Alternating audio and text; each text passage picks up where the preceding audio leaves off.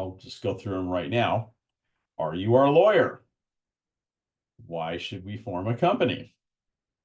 Should we form a company right now? What kind of company should we form? Should we and can we patent or copyright our idea? Should we make everyone sign an NDA?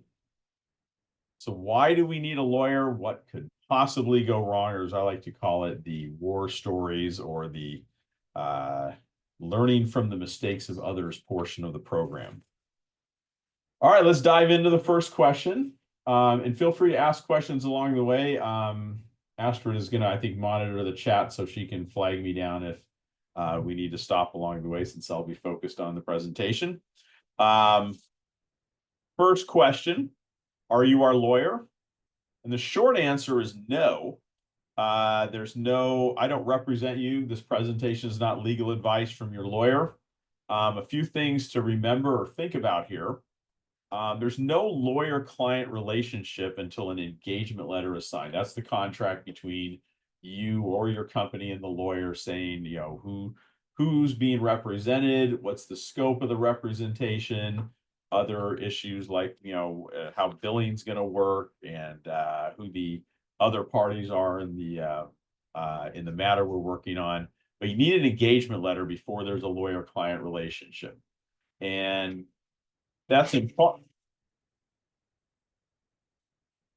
I apologize if you heard that. That's people downstairs directly below me doing construction, which is supposed to end at 7 in the morning. So my apologies.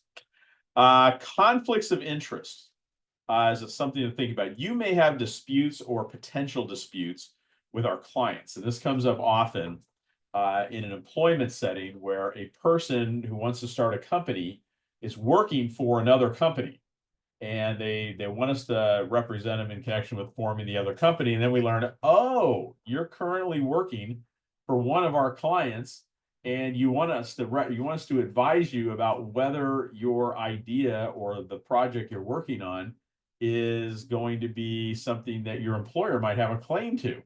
So that's an example of a situation where we can't represent you because we already represent the other party in a potential dispute.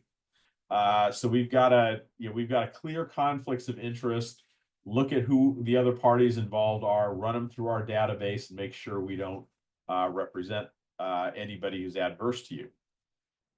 Confidentiality. This goes no matter if we're working with you or you're working with another lawyer. Don't tell me something you don't want other people to know, because we may have a duty to disclose something to an existing client if you tell us something. So that's why you want to have a lawyer-client relationship in place first. And always remember, each client and situation is different. There are very few one-size-fits-all answers to questions. A lawyer might tell your friend, who's also an entrepreneur, you should really start this up, form this as an S corporation. And then that person might tell you that, but that's not necessarily good advice for you. You may need something different. So you need to have a lawyer-client relationship and advice to get curated, custom advice that fits your particular situation. Second, why should we form a company? If you're actively engaged in business, you should almost certainly form a company. The issues are when and what kind of company. First thing to know, you and your company are not identical. The law treats you and your company as legally distinct. The same way that you and I can enter into a contract, you and your company can enter into a legal contract. For example, you might assign intellectual property that you've developed to the company. And there's two parties to that contract, you and your company. So you and your company, as far as the law is concerned, are two different independent entities. Protecting personal assets. So if you set up a company and you do it correctly and you follow a number of kind of good hygiene practices, you're going to have a much better likelihood that potential claimants or creditors or people who want to sue your company are not going to be able to reach your personal assets. They would be limited to reaching the personal assets or the assets of your company. And that could be important because your personal assets include your bank account, your home, your stocks, your bonds. That's all outside of what is in the company bucket that you form. The company bucket, you'll have potentially some company assets. You may have some money, some business accounts set up, but you want to limit potential liability and exposure to what's in the company bucket and not in your personal home bucket. Now, be careful. Just setting up a company does not automatically give you this protection. If you don't manage it correctly, you can lose that protection, or in legal parlance, the creditors can pierce the corporate veil. They can go after your personal assets. So ways that could happen: you start commingling your assets and funds. You pay your rent or your mortgage using funds from your company account without first making a distribution to yourself and putting it in your own account. You sign contracts, business contracts, in your name personally and not in the company's name. So commingling assets, signing contracts incorrectly, keeping one account for both your personal and company assets, the bad idea. That'll automatically, in most cases, destroy that liability shield you have. Another reason to form a company is if you have multiple owners. So a lot of you are probably just starting out, it's just you. This is not something that would necessarily apply to you right now. But if you have a team of people working on the project and you have multiple owners, you may want to get a company in place. It's important to address who owns what and how important decisions get made. Now, that said, that you should probably at some point early in the process form a company. Do you need to form a company right now? And the answer is probably not. And again, every situation is different. So there's, again, some key considerations in this. Time and cost. Right now, you're focused, for the most part, I'm assuming, on developing your product, seeing if it's viable, the business side of things. You don't want to spend a lot of time and cost bogged down on the legal side. Forming a limited liability company is simple, but if you have multiple members, trying to get an operating agreement negotiated takes some time and cost to do. So you don't want to get distracted, and you don't want to spend a lot of precious resources if you don't have to right away. Another thing to consider: do you have third-party contracts? For example, if you're hiring an employee, you want to have a company in place, and you want that individual to be the employee of the company, not your own personal employee. You want to make sure, if you hire a consultant, you want to make sure that whatever the consultant creates, whatever intellectual property the consultant creates, is assigned to the company, not to you. You want to make sure that the company is protected by a confidentiality agreement. So the company would be party to these contracts. If you engage a lawyer to represent the company or the business, it's better to have a company in place. So the lawyer represents the company rather than you individually. Let's say you're doing a beta test with a customer, third party again. There's going to be money exchange, promises exchange, work done. You want that to be between the customer and the company, not between you and the customer. Another place this becomes an important another consideration becomes important is if and when somebody is contributing capital, money typically, to the business, although it could be other property, or making loans to the company to get things started or to fund different projects. If that's the case, you want the agreements to be with the company. If you're giving if someone's giving you money in exchange for an interest in the business, you need to have that be a company rather than an interest in you. If somebody's making a loan, you want the company's assets to be at risk for repayment, not your personal assets. Now, that said, there's an alternative that you can use to kind of punt this question a little ways down the road. It's often called a founder's agreement. And it's like a 2-page agreement. And you can almost even do it yourself. It's better to have a lawyer do it, but you can do it in a pinch if you need it yourself. It basically addresses issues like who's on the team, what is each member of the team contributing, time, expertise, money, etc. Who owns what in terms of percentages of the business. How do those interests vest over time? We'll get into some examples of what vesting means and why that becomes important. What happens if somebody on the team drops out? When are we going to form the company? How will major decisions get made? Like, if you get a grant or win a pitch contest, how do you decide what you'll do with the money? There's a lot of decisions that will need to get made, and you may want to have one of these agreements in place. Again, not ideal, but better than nothing, so that if and when you have to make these decisions, they're already agreed upon. Any questions so far?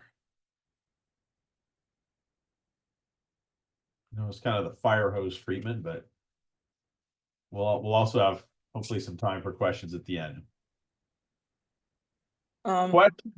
Should we just speak or? Yeah, hello, Tiffany. Okay. How do we create the steps to protect our assets outside of with setting up the company? Is one like a LLC more protecting versus S corp or does it matter? Sorry. We're gonna talk just now about what kind of company you should form if and when you form it. Okay. Recognizing again, every situation is different. There's no one size fits all advice. Gotcha. But to just answer your question about which is better at protecting your assets, either way, an LLC or a corporation, you can both get the same type of protection. Okay. All right, so most of you will end up forming one of two types of companies, either a limited liability company or a corporation. So here's some key terminology that I'll go through for each of these two basic alternatives. There are other kinds of entities, by the way. There's partnerships and different types of partnerships, but most startup companies form as one of these two types. And there are subtypes under these headings. In a limited liability company, the owners are called members. In a corporation, they're called shareholders. It means the same thing, just in a different context. So when you encounter those terms, you'll know what a member is, you'll know what a shareholder is. Now, LLCs can, in addition to having one or more members, can also have what are called managers. And managers are the usually individuals who make decisions about how the company is run. Often the members have to approve certain types of decisions, but the managers or the managers are the ones who can sign contracts, make day-to-day decisions. So there's a split in both kinds of companies between ownership and management. Ownership in an LLC is the members. Management in an LLC is the managers. You don't have to have managers. Some limited liability companies are what we call member managed, where the members both own the company and make all the decisions. In a corporation, again, the owners are called shareholders, but you also have officers and directors under the shareholders. They're not owners necessarily, although there can be some overlap, but they're the people who make the major decisions. The directors make the major decisions for the company. The officers, that can be like the CEO, the president, the CFO, the corporate secretary. These are people who are generally empowered to make day-to-day decisions for the corporation. And again, you can wear different hats. You can, in a corporation, you could be a shareholder, you might be the sole shareholder. You can be an officer and a director. And you can wear more than one officer hat. Some people, I'm forming one right now for a guy who's going to be both the CEO and the corporate secretary. So a lot of people, especially early stage, wear multiple hats. So each of these, LLC and corporation, has both owners and people who are involved in the management. An LLC, there's a couple of types of documents to know about. There's a document that you use to form the LLC. You do that by making a filing with a state agency, the correct state agency. So in Arizona, you would file articles of organization with the Arizona Corporation Commission. If you wanted to form your entity in Delaware, for example, you would file a certificate of formation with the Delaware Secretary of State. And we'll talk in a little bit about why you might want to form in Arizona, situations where you might want to form in Delaware or another state. So that's the formation document. Arizona, it's called Articles of Organization. In Delaware, it's called Certificate of Formation for an LLC. There's also a document called the operating agreement. That's usually what it's called. In Delaware, it's actually called an LLC agreement. And this is not filed anywhere publicly. It's a private document, but it goes into and addresses issues like how is the company managed? How do key decisions get made? Such as when do you sell the company or merge with another company? Who has to approve taking on debt? How do deadlocks in decision-making get resolved? Can I transfer my interest in the company to somebody else? And if so, what steps do I have to go through? So the operating agreement deals a lot with the governance and the economics of the company. The articles of organization for an LLC are very simple. Basically, you got to put in the name of the company, who the statutory agent is, and the statutory agent is the person or company that has a mailing address that's on file with the state, so everybody knows what it is. So if anybody ever needs to serve process or make a lawsuit against the company, they know who to serve the papers on. So if you form in Delaware, you don't have to live in Delaware. You can hire a company for about $150 a year to act as your statutory agent in Delaware. So name, statutory agent in Delaware, that's all you got to have in your filing. In Arizona, you also need to say, include things like what's your principal address of the company, who are the members, who are the managers. That gets a little nuanced depending on how many people or whether you're member managed or manager managed. But there's a little additional information about names and addresses you got to put in Arizona. But you don't have to disclose on your publicly filed document how decisions get made, whether people can transfer their interests. That's in a private document called the operating agreement, or in Delaware, the LLC agreement. In a corporation, again, the owners are shareholders, the decision makers are directors and officers. There's a document that you file with either the Arizona Corporation, if you're filing in Arizona, or the Delaware Secretary of State, if you're filing in Delaware.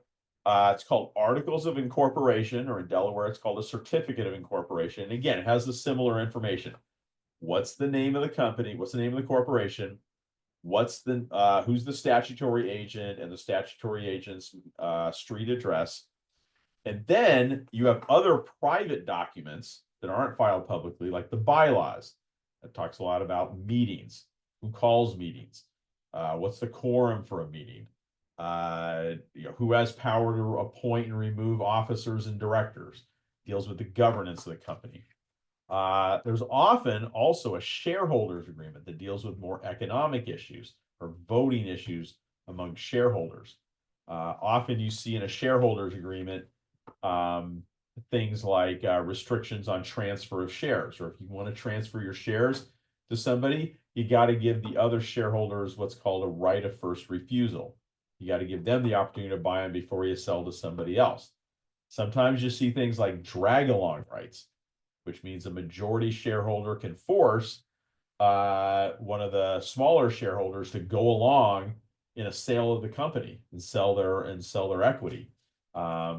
So there's a lot of different variations on what can be in a shareholders agreement or in an operating agreement.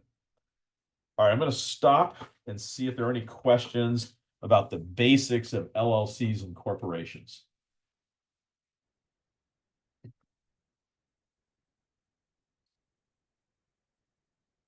This means either everybody understands everything clearly or it's going way over their head. So Hopefully it's the former.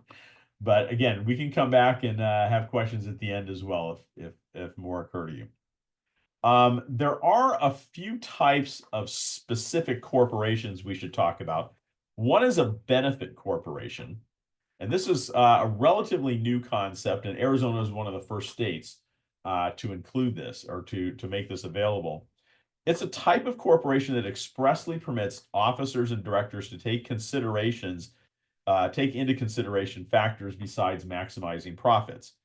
For example, the SeedSpot's founder early on was instrumental in getting benefit corporations up and going. And one of the earliest ones was a SeedSpot company that had one of its goals, in addition to making profits, to provide employments to individuals with certain types of disabilities. It was a bakery employing individuals with autism.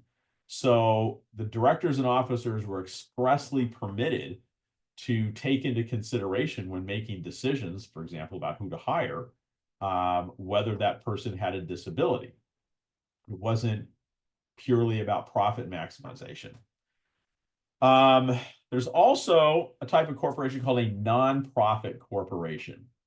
And this is a corporation that may make money, but it doesn't have shareholders who put the profits in their pocket after distributions are made. This is often used when the founders want to form a tax-exempt charitable organization, and they want to raise their money from charitable donors and give those people charitable, so those people can get taxable or tax deductions rather than from investors. So if you're doing something that would qualify as a tax-exempt charitable organization and you think people will donate money as opposed to investing money, this may be the right type of entity for you to consider. A few key considerations when you're thinking about these alternatives. There's a question: is a benefit corp similar to companies that have social responsibility? I'm not sure. I think that's what they typically the type of terminology is usually used to refer to benefit corps. And yes, Astrid, you're absolutely right. A B Corp is it's usually is a B Corp, or there's certain third parties like B Labs that will give you a certification that you're fulfilling certain social responsibilities. That's different than being an actual benefit corporation. Benefit corporation is something you file with the state. B Labs or a third-party certification that you're being socially responsible is a more difficult process because they have to come in, look at what you're doing, do an audit. The state doesn't do that, and they'll give you this certification that then you can hang on your door and say, yes, we meet these criteria that a third party has looked at us and determined that we're fulfilling. And there's something in the chat, a link that Astrid put in there. Another question: can a for-profit LLC have a non-profit section? A section is not a recognized concept when it comes to a limited liability company. I know that people, and we'll talk about this later on, people do form LLCs and try to make them into charitable organizations. It just doesn't work very well. If you're going to be a charitable organization, or you have a component of the business that's going to be it's going to have a charitable purpose, I would split that off typically as a separate entity and have a for-profit entity and a nonprofit entity, and there's going to be rules about how those two would interact with each other.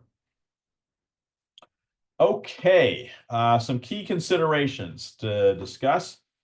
First is where to form. Typically, most of you, I assume, are people typically in Arizona here, Astrid? It's targeted Arizona. Good. So most of you are going to form in Arizona or Delaware. I get a few questions every now and then about Nevada or Wyoming or other places, but most people are looking at Arizona or Delaware.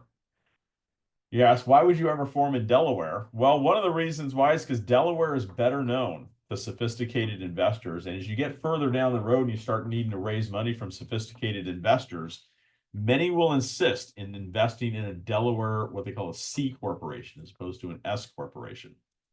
Less disclosure is needed in Delaware. That's one advantage to forming in Delaware. I have clients that, or one client that owns property, a number of properties throughout Arizona. She did not want people to know who she was, who owns these properties. So she formed a Delaware limited liability company, and under that formed a whole bunch of Arizona LLCs, put the property in the Arizona LLCs, and all that's on file about those Arizona LLCs is they're owned by this Delaware LLC, and there's no information about the Delaware LLC other than the name and who the statutory agent is. So Delaware does give you more privacy. However, Delaware costs more. Costs more to form in Delaware, to maintain a company, because you'll need to hire somebody to act as your statutory agent. Delaware also has franchise taxes. Every year, if you have a Delaware corporation, you're paying usually a minimum of $450. Sometimes it's significantly higher. If you have an LLC in Delaware, you're paying $300 every June 1st. And believe me, I send out a lot of reminders in May to clients who have Delaware LLCs, reminding them to pay the franchise tax. You also have potential filings in 2 states. If you form a Delaware LLC or a Delaware corporation, but you're based here in Arizona, you have employees here, you have an office here, a warehouse, you're doing business in Arizona, and you need to be what's called qualified to do business as a foreign entity, as a foreign LLC or foreign or corporation. So you're going to need to file also in Arizona as a foreign LLC or corporation if you're registered in Delaware. So that's now 2 sets of filings. If you're an Arizona LLC, you don't have to make a filing each year the way you do in Delaware. You don't have annual fees either. Arizona Corporation has an annual report requirement, but no annual franchise tax. So it's cheaper, simpler, easier in Arizona than it is in Delaware. Delaware is more private, and Delaware is better known to sophisticated investors. Again, those are my construction friends making a lot of noise. Complexity. LLCs are less complex and formal both to form and maintain. You generally don't have to prepare annual reports, although you have to pay money in Delaware. You don't generally have to have annual meetings. You don't have to elect directors and officers the way you typically do in a corporation. And LLCs are very flexible relative to corporations. Almost everything is just a matter of contract, what you put in the contract. There are very few restrictions, unlike corporations, as to what you can do with your LLC. There's certain types of corporations, like S corporations, that place limits on the number and types of shareholders. So be aware of that if you get advised to form an S corporation. You can only have individuals or certain types of trusts. Use a limited number of them. You can't have multiple types of equity. It's a little past 7 o'clock, so come on. Okay, so complexity, LLCs, typically less complex than corporations. There are also tax issues. If you have a standard type of corporation called a C corporation, there's 2 levels of tax. There's money that the corporation is taxed on when it earns income, and then the individual shareholders get taxed when the money gets distributed to them. So a C corporation, if you're going to be part of a business that's going to be regularly throwing off income and making distributions, you may want to consider an LLC because it's only going to have a single level of tax. Again, consult your tax professional, your CPA, on, from a tax standpoint, which form makes the most sense for you. All right, let's see here. Fundraising. Yeah, fundraising, we already talked about that in Delaware. Sophisticated fundraisers are going to require you to be a Delaware C corporation, typically when they invest. So that leads to the last point, you are not necessarily stuck. If you've already formed a company, or if you're going to form a company, you're not necessarily stuck in the original form. A lot of times what people do is they start with an LLC, either in Arizona or Delaware, and then if and when they ever need to, they'll convert into a Delaware corporation. I have one client right now that's an Arizona LLC.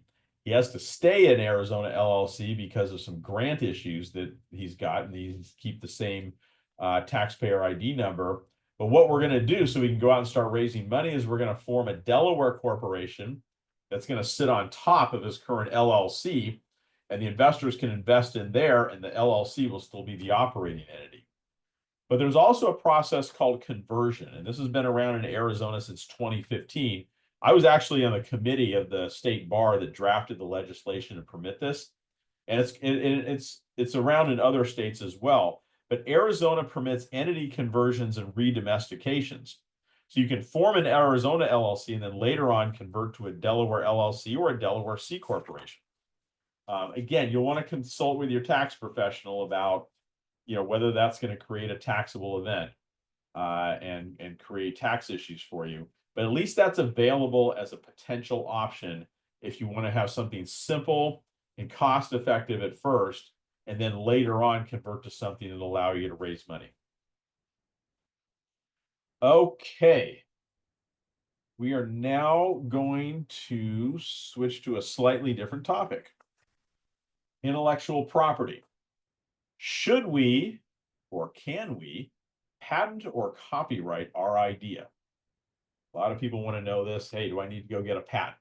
Do I need to file something somewhere so nobody steals my idea? The first thing to know about this is ideas are neither patentable nor copyrightable. Inventions are patentable and expressions are copyrightable. So let's talk about the difference between an idea and an invention. An idea is the initial step towards creating an invention. For example, you might have an idea to prolong the useful life of some kind of industrial or commercial product. It's just an idea at that point, but it becomes an invention when you take the next step and do what's called reducing it to practice. That's the legal term of art here. So how do you reduce something to practice? Well, typically you design and build a prototype of the invention you want to patent, or you fully describe the invention in a patent application. At that point, it's reduced to practice. But if you just have an idea about how to do something, that's not something you can take to the patent office and say, that's my idea. I don't want anybody else stealing it. You got to take the next step and get it reduced to practice.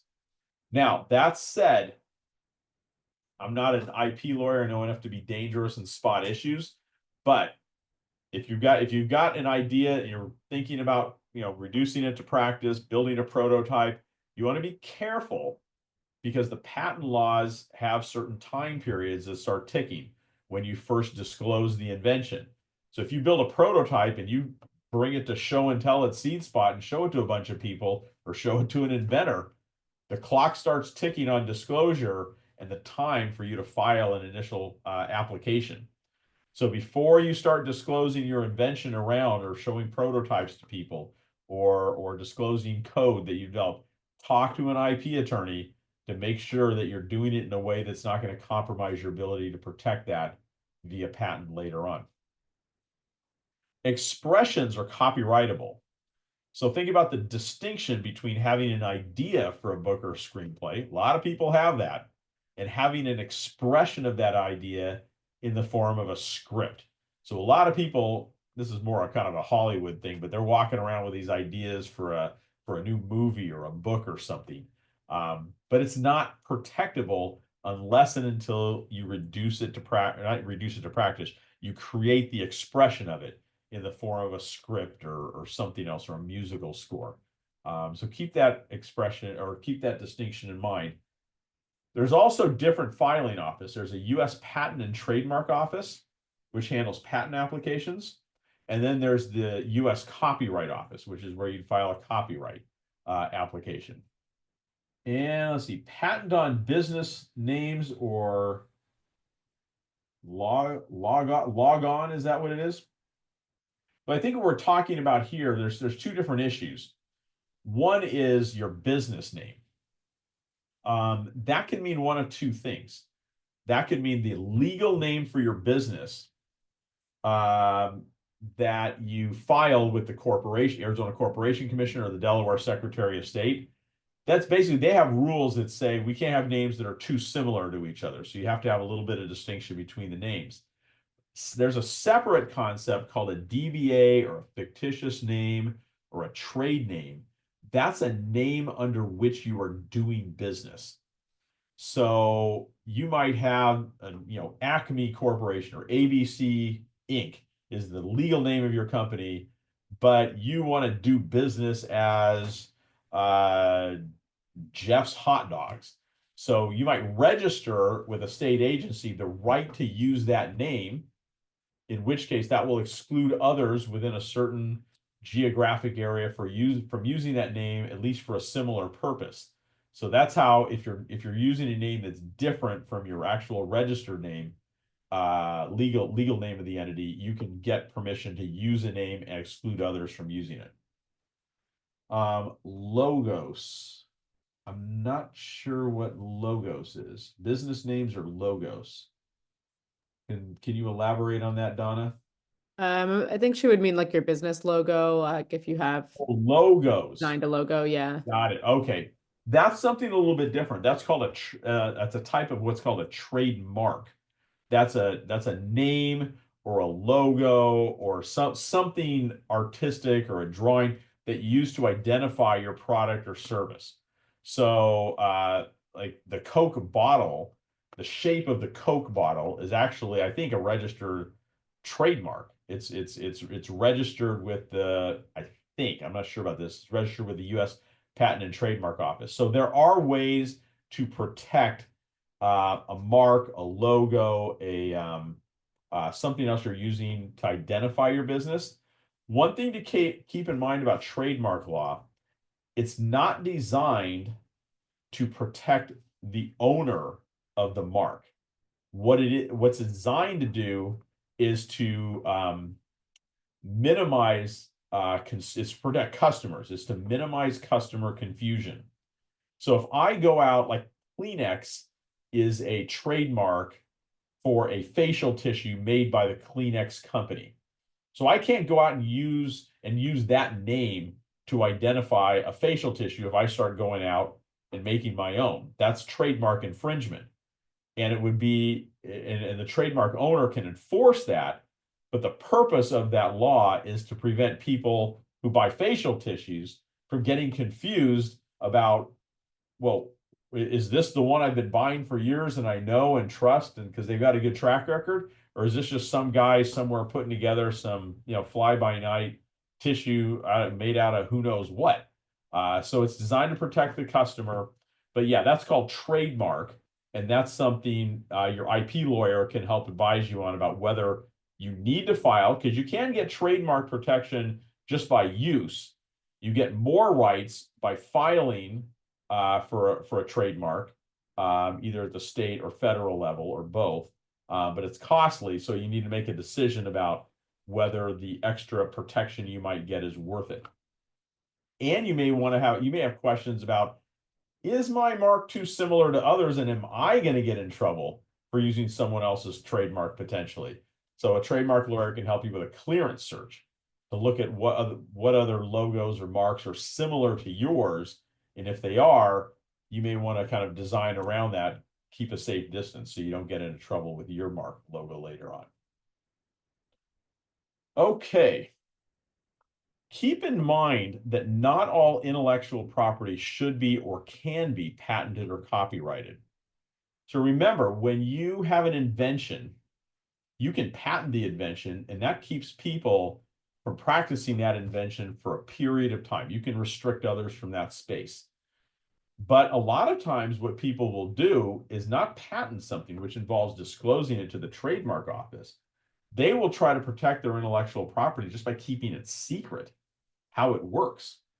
So for example, the formula for Coke, using a lot of Coke examples today. The formula for Coke is what's called a trade secret. You can't go down to the U.S. Patent and Trademark Office and say, I want to see the patent application that Coke filed on the formula for Coke. I want to know what's in there. They may have to disclose it as part of an ingredient list, but they don't have to disclose, how it's made and, the quantities of each ingredient necessarily. And there's some thought, well, the Coke protects the formula by just keeping it very, very secret. And what I've heard is that there's nobody who's walking around with the whole recipe. It's that only certain people know certain parts of it. So nobody can go out and just start making it on their own. So you keep it secret by protecting it from unauthorized disclosure, limiting the number of people who know about it. That's another way to potentially think about protecting your intellectual property. And you can protect ideas that way as well. Okay, next subject. I get this question a fair amount of time, or a decent amount of times. Should we make everyone we talk to sign an NDA? Sometimes founders are real excited about their ideas and they think this is the greatest thing ever. And I'm like, super secret, we can't tell anybody about it, or else everybody's going to steal it and that's going to be the end of it. Let's talk about what an NDA is first. NDA is short, or it's an acronym for non-disclosure agreement. It's also called sometimes a confidentiality agreement. It's used to restrict somebody from using your confidential information or disclosing it to others. Some people won't disclose anything about their project, including even what problem it is they're trying to solve, without asking the recipient to sign an NDA. Many people, when they talk to you about the project you're working on, you've asked them to sign an NDA, they won't do it. Investors, potential investors, competitors, advisors, they just, I'm not going to sign it. I don't want to get in trouble potentially. I talk to a lot of people. I'm just not signing NDAs. And it's not necessarily the wrong response. And one way to think about this is that in the startup world, competitors aren't necessarily your enemies. Often they're the people who end up being your co-collaborators, and they'll bring something to the party, perhaps that you don't already bring. In most cases, you don't need one. You can tell people about your idea. You can tell people about the problem you're trying to solve. But what you do is you don't tell them about what I call the secret sauce, how you're solving the problem exactly. For example, you might tell people, hey, I've developed this new algorithm to match employers with employees. You can tell them you have that. You just don't show them how the algorithm works. You don't say, here's my code that my coding team has developed to solve this problem. You just say, here's generally how I solve the problem, and you keep the secret sauce to yourself. That way people know enough to know whether, hey, this is somebody I might want to collaborate with or invest in potentially. But unless they want to look at your secret sauce, the recipe for a new cookie, you can have them taste the cookie, but don't tell them the formula or the recipe for it. Now, some people are going to want to see the formula or the recipe. Who you should require to sign an NDA. Anyone who has access to your proprietary information, like employees or consultants, or who's doing what we call due diligence. This is like potential investors or acquirers. They're going to put down money to buy your company or invest in your company. They're going to want to know a little more than just what the cookie tastes like. They're going to want to know how you made it. And in that case, before you reveal that piece of it, you make them sign an NDA, and that's entirely appropriate and expected and commercially reasonable. But if you're in a session with somebody, an advisor, for example, a seed spot advisor, you don't ask them to sign an NDA. They see enough projects that they'd be forever signing these things, and they wouldn't even remember at this point who they've signed NDAs with. Question, is there an expiration date for NDAs? It depends on what's in the NDA. What's typical when you've got somebody who is signing an NDA to decide whether they want to do business with you is the restrictions on disclosure usually last for a certain period of time. Sometimes it's a year or 2 years or 3 years. And usually it's after the last disclosure of information. So you can tailor it however you want, but you definitely put a tail on it Because you don't want somebody getting your confidential information and saying, okay, don't give me any more, but now I'm no longer bound by the NDA. You want to have some kind of tail period on it, like a year or 2 or 3. Okay, remember also, your success is going to depend primarily on execution. If you're working on an important problem, chances are others are too, and whether you're ultimately successful or not is more likely to depend on how well you execute on the development and commercialization of your idea, rather than on how well you keep secret what you're doing. If no one else is trying to solve the problem you're working on, chances are it's probably not that important a problem to begin with. So yeah, use NDAs in limited circumstances where you're disclosing the secret sauce, you're disclosing the recipe, the algorithm to investors or potential acquirers.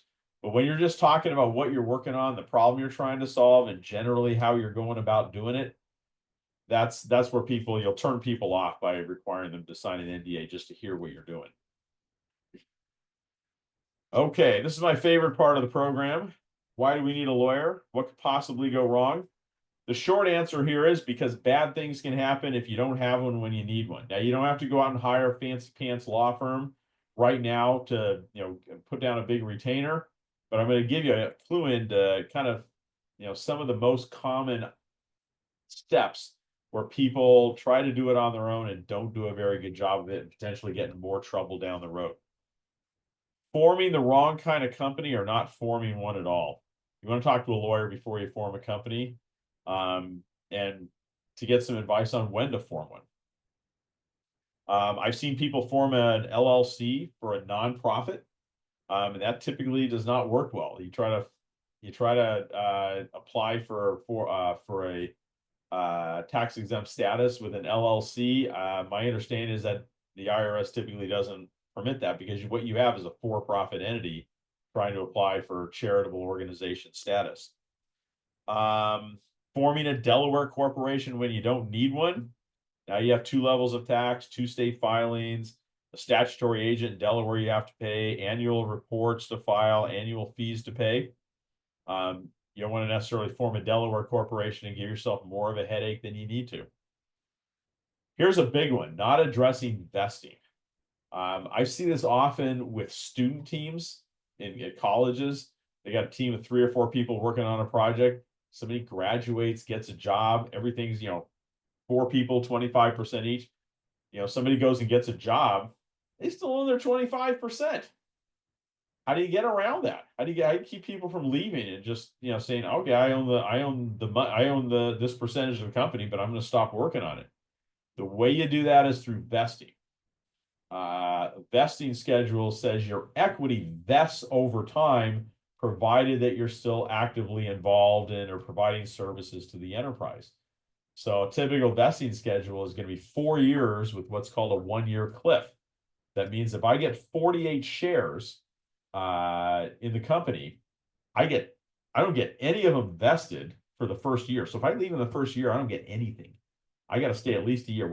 After a year, I get 12 shares, and then I get 1 share a month until I get out to 48 shares. So it keeps people incentivized to stick around and keep working. You don't address vesting, you find yourself in a situation where you may have given away equity to somebody who's now vanished, but they're still an equity holder. Not having an operating agreement. Oof, this is a big one. If you have an LLC and you don't have an operating agreement, especially if it's a 50-50 LLC, how do you break ties? How do you make you gotta have unanimous consent before you make decisions. It's really difficult. You can't force one person to buy the other person out. You're kind of stuck there. I've represented clients that are trying to extricate themselves from these situations where they're, had a couple of drinks and did an operating agreement on the back of a cocktail napkin that made no sense. So you want to have a lawyer involved when you're doing an operating agreement. Now it gets tricky because ideally both the company and each member of the LLC would be represented by counsel. Most people don't want to spend that kind of money and can't afford that, and I get that. But you at least want to have a lawyer for the company where that person can explain to the members, hey, here are the issues you need to address in order for me to write an operating agreement. And then you guys decide among yourselves and come back and tell me what you want. I represent the company, not any of you individually. Okay, not staying organized. It's great. People have different levels of innate organizational ability. It's really good to have somebody on your team who's got organizational ability. You want to avoid situations. I've seen people give out ownership shares, percentage shares, give them out like candy. And then they add it up at some point and they figure, oh, I've given out 320% equity. Ooh, that's a problem. How do I, what do I do now? So they're not staying on top of what they've given out. You know, where are those minutes where we approve something? Where's that contract? Investors, potential investors and acquirers, they want to see this stuff. And if you can't show it to them, they may turn their nose up and say, I don't want to get involved in this situation because I don't know what's out there. I don't know that everything's been properly documented. Not protecting your intellectual property. Well, sometimes people, they make an invention or create an invention, but they don't assign the patent rights to their company. They hire somebody to create intellectual property, a consultant, and the default rule is if you hire a consultant and an independent contractor to create intellectual property, it belongs to the contractor unless the contractor / consultant assigns it to the company. So you could find yourself in a situation where you've hired somebody or an independent contractor to create key intellectual property, code, whatever, something you use that your business relies on. It's the lifeblood, and the company doesn't own it at the end of the day. What do you think is going to happen when a potential investor or acquirer comes along and finds out you don't own the key piece of intellectual property? That's going to be a big problem. Then you have to go out and get it. Once the company is a lot more valuable, you have to go out and track down the person and get them to assign it. Using a trademark or trade name that belongs to somebody else, missing the deadline for filing a patent application. We talked about some of those issues earlier. Violating securities laws. We're running short on time, so I'm gonna speed it up a little bit, but long version short, securities laws basically restrict you from selling interests in a business to somebody else who's a passive investor unless you either have a registration statement in effect. You're not going to do that. It's way too costly to put that together. Or you have an exemption from the registration requirement. So the best way to do this is to make sure that each of your investors is what we call an accredited investor. This generally means having people who have a certain amount of wealth and or income to meet a threshold that the Securities and Exchange Commission considers somebody that they don't need to protect by having significant disclosures of information. They're capable of protecting their own interests. Paying commissions to somebody who's not a registered broker dealer. You know, some of the penalties for this can include rescission of a purchase. So if you got money from somebody and it's outside the bounds of the securities laws, that person may come back later and try to rescind the transaction and say, I want my money back. And then if the business isn't going well, then you're kind of stuck. You have big issues. Ignoring tax issues, I won't spend any time on that. I'd say consult a tax professional. And the most important times to get a lawyer involved: when you form a company, when you're doing an operating agreement, when you're negotiating agreements with third parties like employees, consultants, customers, vendors, suppliers, when you're raising money, when you're granting options, for example, to employees or service providers, when you need to protect your intellectual property, or when you're dealing with privacy issues. For example, if you have a website that's taking in people's personal identifying information, you're going to need a data privacy policies, and you need to make sure you're complying with applicable state and federal privacy laws. Okay, we got 1 minute for questions. I can stay a little later too.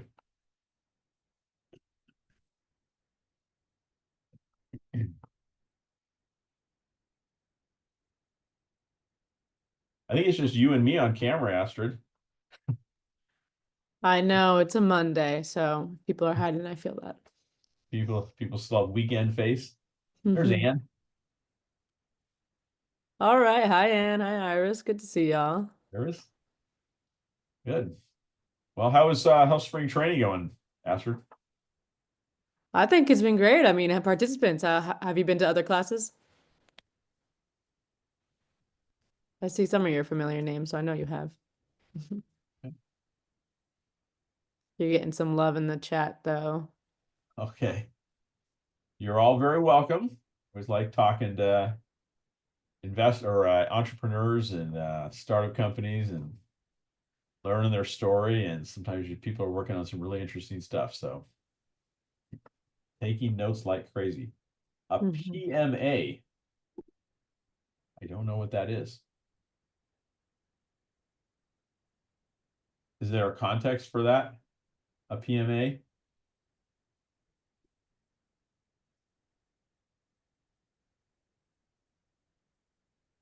I'm not sure what that's It an was, acronym.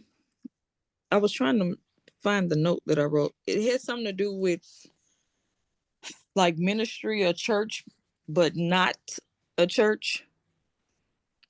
I guess it's like a way that you're Garrett like, Harris something. Man, I don't know. I do know there's a good group of church lawyers in town. I know some of those guys. So if you need yeah, that would be great. yeah, his name's Bob Brown. He's at a firm called, I think it's Schmidt Shank. He and his crew do a lot of that kind of work, and he's kind of the leading expert in town. Okay, his name is Bob, and he's with Robert Irvin Brown, ERVEN Robert. Brown. Robert, yeah. There's a lot of Bob Browns around, but Yeah, Robert Raj Brown. Okay. says hi. Thank you. Sure. And this is Astrid, I thought I saw a note that AI was taking notes on this. Yeah, we have a Zoom AI companion, so everyone will get an automatic email that summarizes the Oh, session. good. All right. Yeah, it makes it All right. easy. See how accurate that is? Yeah, don't take legal advice from the Zoom summary. Do not take legal advice from AI, period. There's a lot of lawyers out there who like to use AI, and it's a little dicey. I'm sure. Okay. Well, thank you all for attending, and best of luck to all of you in your entrepreneurial pursuits. And you're in great hands with Astrid and the Seed Spot team, and hopefully we'll continue to build the Arizona ecosystem here. Thank you so much. Thank you, Raj, all the tips, all the knowledge, and thanks all for joining. Enjoy the rest of the week. Certainly. Bye, Raj. Thank you.